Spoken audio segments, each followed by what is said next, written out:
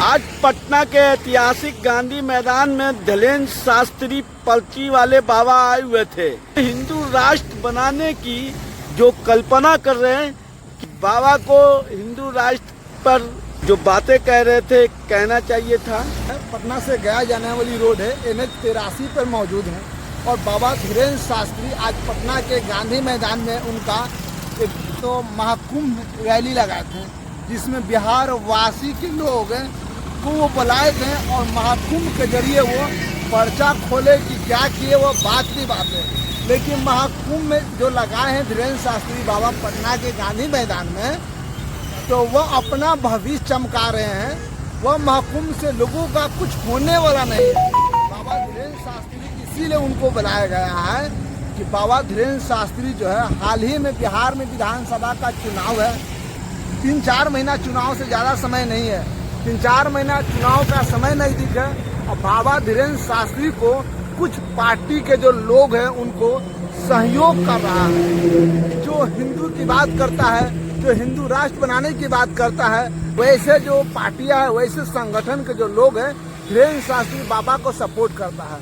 तो हमें इस बात से दिक्कत नहीं है कि कौन लोग से सपोर्ट करा, लेकिन हमें इस बात से दिक्कत है कि बाबा धीरेन्द्र शास्त्री अगर हिंदू राष्ट्र बनाने के पक्ष में है और वो धीरेन्द्र शास्त्री बाबा बोल रहे हैं कि हमें हिंदू राष्ट्र बनाना है और बोलते हैं कि जात पात से लोग उठकर हिंदुत्व के लिए आवाज उठाइए, तो अच्छी बात है। लेकिन जब आप ही बाबा कहते हैं धीरेन्द्र शास्त्री जी कि जात पात को करो विदाई, हिंदू हिंदू भाई भाई, ये बहुत हमें अच्छा लगता है कि चलो भाई जात पात से उठकर हम सब हिंदू एक भाई हैं। लेकिन जब इटावा वाला घटना जब होता है, जब यादव समाज के लोग कथा करवाने जाते हैं, तो उसी पे मतलब ब्राह्मण समाज के लोग जो है, वहाँ पास के लोग जो है, उनको यादव जी के कथा कराने वाले को एक महिला के पैर पे नाक रगड़वाया जाता है, उसके साथ उसे मारा जाता है, उसके साथ एक महिला के मूत्र उस पर यादव जी कथा कराने वाले पे छिड़का जाता है और महिला के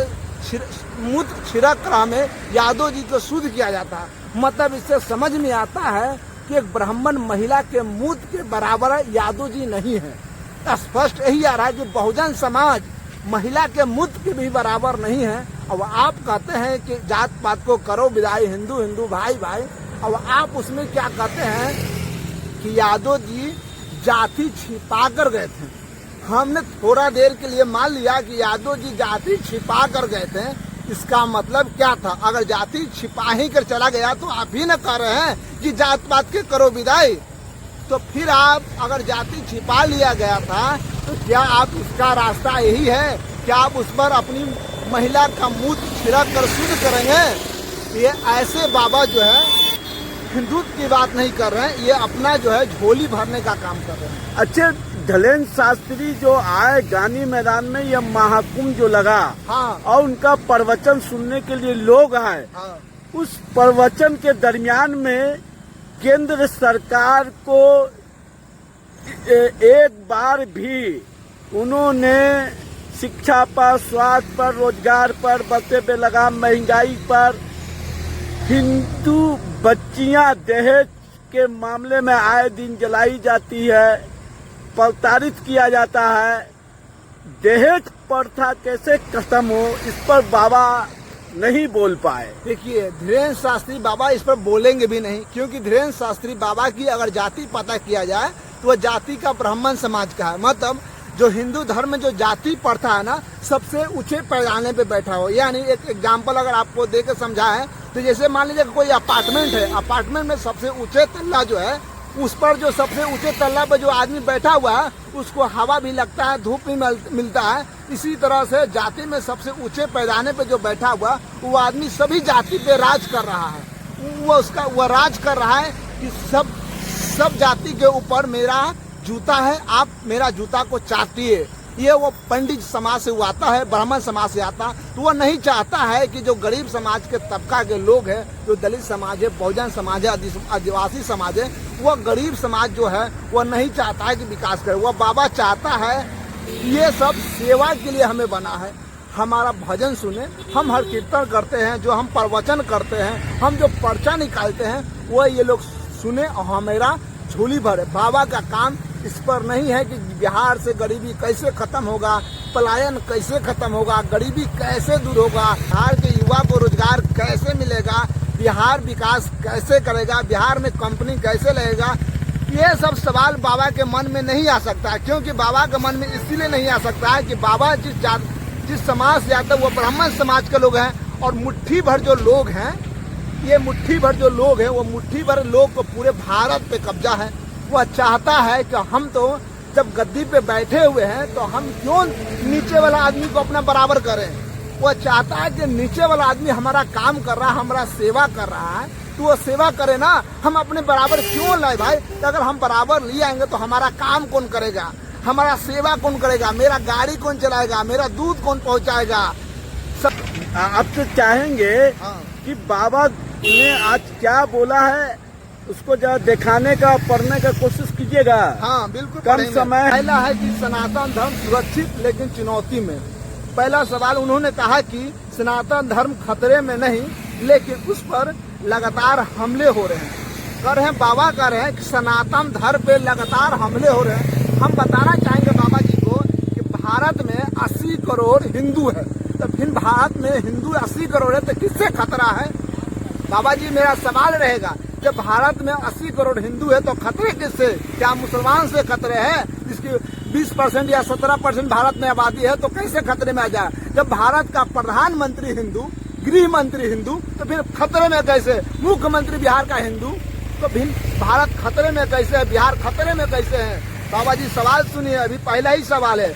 आपने कहा है कि लगातार हिंदू पे हमले हो रहे हैं, उसके बाद बाबा आगे कहे हैं दूसरी बात कि राजनीति पर बल राजनीति नहीं। यानी धीरेन्द्र शास्त्री जी ने दोहराया कि उनका मकसद राजनीति नहीं बल्कि रामनीति का प्रचार है। वह चाहते हैं कि लोग जात पात में ना बटे, बल्कि राष्ट्रीयता और हिंदुत्व को मूल पे खड़े हो। मतलब बाबा कह रहे हैं कि लोग जात पात में ना बटे। बाबा ही धर्म में, जो हिंदू धर्म के सबसे बड़ा ठेकेदार, सबसे ऊंचे पैदाने पे, वही लोग जात पात बनाकर अब कह रहे हैं कि जात पात में ना बटे। तो हम जात पात में का ना बटे, केवल वोट देने के लिए जात पात में नहीं बटे। अरे भाई हम दलित हैं, हमारा से शादी तो अपन बेटी के करवाएगा, हमारा से शादी तो अपन बहन के करवाएगा। बाबा जी तो अपने समाज में हमारा के शादी करवाएगा, तो केवल हम वोट देवेला हम जात पात खत्म करें, लेकिन शादी विवाह कराने के लिए नहीं। तो ये मानसिकता नहीं चलेगा। बाबा जी हमारी बात को समझिए और आगे बताते हैं बाबा जी क्या कर रहे हैं। तीसरी बात उन्होंने कर रहे हैं कि उन्होंने देश भर में भगवत एवं हिंदू के निर्माण की बात कही, और भारत हिंदू राष्ट्र बनेगा तो सबसे पहले बिहार उसका पहला राज्य होगा। बाबा कह रहे हैं कि बिहार अगर भारत अगर हिंदू राष्ट्र बनेगा तो सबसे पहला दर्जा किसी को मिलेगा तो बिहार को मिलेगा। हम बाबा से बता देना चाहते हैं कि भारत में कोई किसी के माई पैदा नहीं लिया है कि भारत को हिंदू राष्ट्र बना दे। जब से भारत में संविधान लागू हुआ है और जब भारत आजाद हुआ है, संविधान लागू हुआ, हमारे आदरणीय बाबा साहब डॉक्टर भीमराव अम्बेडकर जो संविधान देकर गए हैं, इस संविधान का विरोध जाकर भारत के संविधान में जो प्रियम्बल में जो अधिकार मिला धर्मनिरपेक्ष का, और धर्मनिरपेक्ष जब सबको हटाएंगे, भाजपा समर्थक या कोई भी पार्टी है, जब धर्मनिरपेक्ष को हटाएंगे तभी हिंदू राष्ट्र बन सकता है। लेकिन हिंदू राष्ट्र बनाने के लिए बहुजन समाज की यहाँ जनसंख्या 90% है, सबसे बड़ा तबका 90% है, और 90% के लोग चाहते हैं कि भारत हिंदू राष्ट्र नहीं बनेगा। और हिंदू राष्ट्र बनाने वाले लोगों को ये मकसद कभी नहीं पूरा होगा, क्योंकि बहुजन समाज के लोग हिंदू राष्ट्र के पक्ष में नहीं है। क्योंकि पक्ष में इसलिए नहीं है क्योंकि हिंदू राष्ट्र से हमें कुछ नहीं मिलने वाला है। जब भारत एक धर्मनिरपेक्ष राष्ट्र है तो कोई ऐसा दिन नहीं है जो दलितों पर अत्याचार, शोषण, अन्याय हो रहा है, उसके बाद भी आप कहते हैं हिंदू राष्ट्र बनाने की। आपकी सोच हो सकता है, आपकी पार्टी का सोच हो सकता है, आपकी संगठन का सोच हो सकता है, आपकी जाति का सोच हो सकता है, लेकिन 90% बहुजन समाज की हिंदू राष्ट्र बनाने के लिए उनकी सोच नहीं है। चौथा सवाल कहते हैं कि जाति और भाषा दोनों के ऊपर उठने का आह्वान किए हैं, मतलब जाति और भाषा से उठने के लिए। तो हम जाति भाषा से बाबा तभी उठेंगे हमारे दलित परिवार को, अब बहुजन परिवार को, जनरल समाज की बेटी रोटी का रिश्ता जोड़ेंगे, तभी जाति से और धर्म से, भाषा से उठेंगे, अर्थात कोई भी बहुजन समाज के लोग नहीं उठेंगे। 5वां बाबा कहते हैं कि भविष्य की योजना, यानी उन्होंने ये भी ऐलान किया है कि विधानसभा चुनाव के बाद बिहार में पैदल यात्रा, पद यात्रा निकालेंगे। हिंदू राष्ट्र जैसे विचारों का प्रवासी रूप से फैलाना जाएगा। बाबा कहे हैं बिहार में हिंदू राष्ट्र बनाने के लिए उन्होंने पद यात्रा करेंगे। बाबा, भारत एक धर्मनिरपेक्ष राष्ट्र है। भारत में सभी धर्मों का रहने की इजाजत है और सभी धर्मों का प्रचार करने की इजाजत है। आपकी सोच हो सकता है कि आप हिंदू राष्ट्र बनाएं, आपकी सोच हो सकता है कि हम पद यात्रा करें, आप करिए, लेकिन हमारे बहुजन समाज के बेटी भाई बहनों का बरगलाइए मत, हमारे लोगों को बरगलाइए मत। आपकी अगर इच्छा है कि हमें हिंदू राष्ट्र बनाना है तो आप बनाइए, लेकिन मैं अपने समाज के लोगों से हाथ जोड़ के अपील करना चाहूंगा कि जो भी इस वीडियो को देख रहे हैं हमारे समाज के लोग, ये धीरेन्द्र शास्त्री बाबा के बहकावा में ना है और कोई भी इस बाबा के ढोंगी बाबा के पक्ष में ना जाए और कोई भी हिंदू राष्ट्र नहीं, हिंदू राष्ट्र बनेगा तो हमारे लिए खिलाफ है। ऐसे पद यात्रा में कोई भी शामिल ना ले। अच्छे, बाबा जब इससे पहले आए थे तो आपको पर्चा खोला करते थे ये बाबा। जब पर्चा खोलने के दरमियान में लेडीज को खाली प्लॉट बता दिए, महिला को। यही बाबा जो है ना, बाबा भारत में अगर इतिहास उठा के देखिएगा ना तो बाबा एक से एक कुकर्मी निकले हैं। ये बाबा का इतिहास निकलिएगा तो आसाराम बापू का आप नाम सुने होंगे, पत्रकार जी। उसके बाद राम रहीम का नाम सुने होंगे शायद। वैसे ही कटघरा का तो ये धीरेन्द्र शास्त्री बाबा तो नहीं है।